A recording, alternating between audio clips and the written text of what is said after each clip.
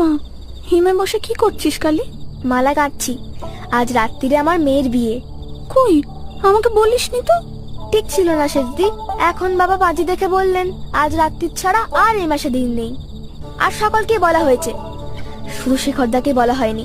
যাও না সেজদি, শিগগির করে দিয়ে এসো না।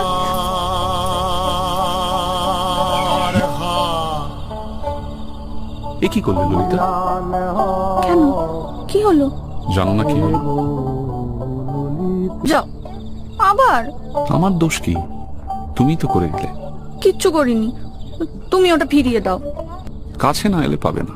তবে আমার কাজ নেই, আমার কেউ নেই বলেই তুমি আমাকে এমন করে অপমান করছো।